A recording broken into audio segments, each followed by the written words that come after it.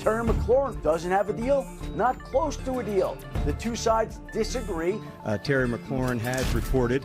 It's tough, but it's the business right now, and just trying to take things day by day. They've got to get their best receiver signed and happy. Terry McLaurin has requested a trade out of Washington. At this point, I don't get the sense that Washington is even entertaining the idea of trading. This has to get done. Let's come together. Let's go. Let's try to win a Super Bowl.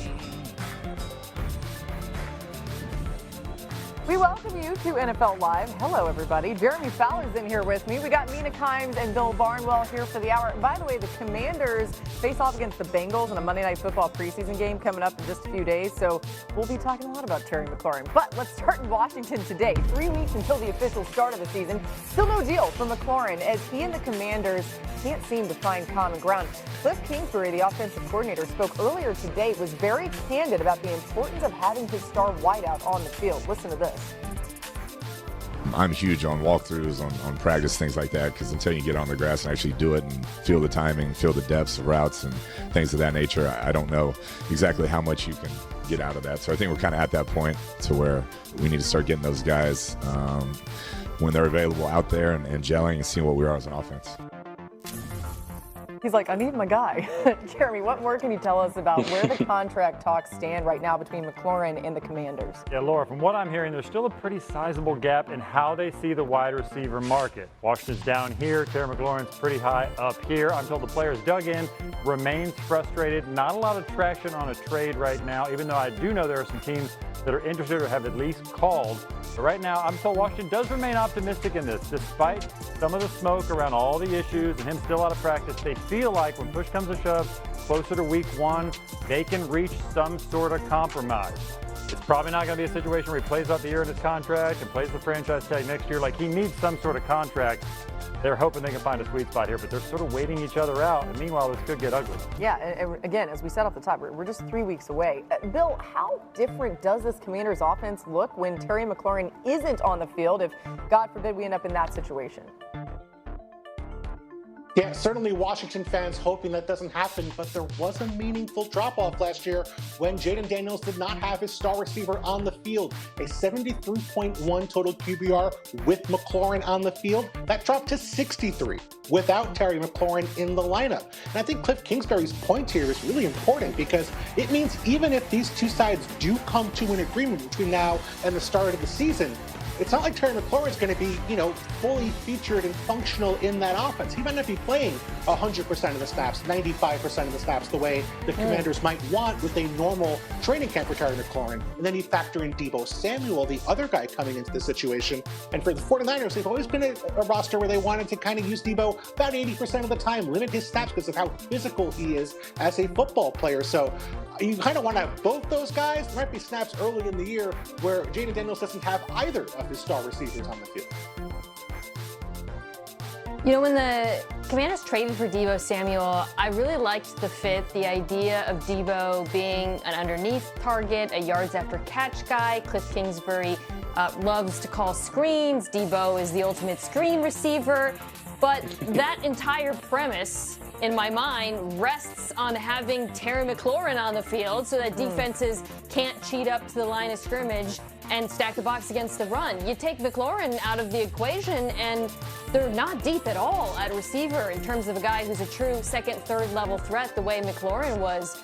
Noah Brown, Luke McCaffrey. And McLaurin last year was not only prolific in reaching the end zone, league-wide on throws over 10 yards, he was 5th in yards per route run, top 10 in target share. I understand that this is more about finances, and what he's asking for in his age, but I truly do not believe this Commanders offense can get anywhere close to its ceiling without him. Yeah, Jaden Daniels has continued to say that he's had conversations with McLaurin, but he doesn't really mess with the business side of things, but has also been adamant that they need him on the field. I think everybody agrees when you're talking about the future of this team, or at least next season. All right, let's go to LA next, where Justin Herbert will make his first preseason start of his career. Okay, yeah, you heard that right. First, the quarterback spoke to the media yesterday after Jim Harbaugh made the announcement and explained why they're deciding for him to play. be able to see a pass rush and get a feel for getting the ball out and just seeing a game before you actually play in a game.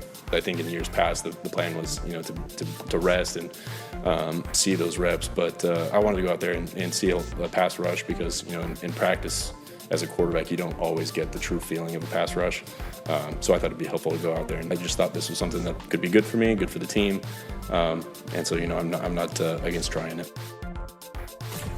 Yeah, it's so important for a quarterback's timing, right, to be able to feel that real time. What is Jim Harbaugh and this Chargers coaching staff looking to see from Justin Herbert specifically, though, in this start this weekend? Well, Laura, Harbaugh wants to see Justin Herbert well protected with an offensive line that's really physical. In just 1 or 2 series, you're not going to see the starters out there very long. But guard Mekhi Becton has been out. We know Rashawn Slater's out for the year. They've been pretty banged up front.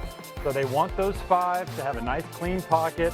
They want to have a physical running game. Amarion Hampton, the rookie, great opportunity for him. They've loved him all camp, but their practices aren't overly physical. He's not taking a lot of hits. So this is a chance for him to impose his will physically, which he's good at. And then Keenan Allen could really step in and be the number 2 receiver right now. So the Chargers are trying to figure out who else is going to pop here, which young player, like maybe rookie Trey Harris, is going to come in and provide a spark. Yeah, it always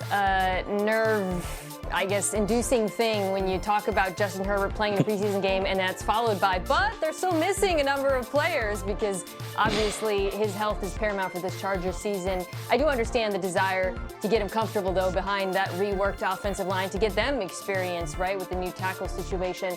I think for LA, especially with the offensive line issues, something that's going to be really important is keeping Herbert out of 3rd and long. Last year, the Chargers were 22nd in distance to go on 3rd down. Much of that was because they were ineffective in running the ball on early downs, so obviously that's going to be a focus. I also think, though, Amarion Hampton could be a factor in the pass-catching game. The Chargers were 31st in targets to running backs last year, and Hampton was an excellent receiver at UNC, 373 receiving yards, an average of 10 yards per catch.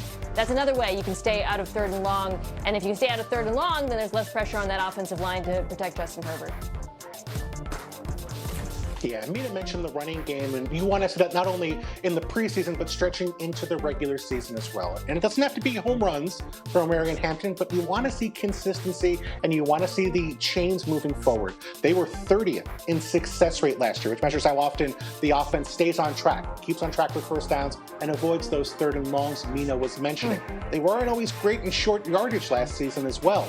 But on that 1st and 10, I know it doesn't seem like a big difference to get 2, 3, 4 yards, but keeping on track, avoiding those obvious pass rushing situations, it's such a benefit for your offense. It keeps you in such advantageous situations, keeps the defensive ends guessing about what they can do, opens up the playbook for Greg Roman, who doesn't frankly have the most expansive 3rd down passing playbook. So if they can run the ball more efficiently, it's going to make everyone's life easy.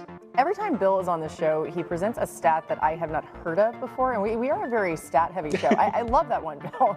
Here's another one. This is my stat, okay? The Chargers have had a 100-yard rusher just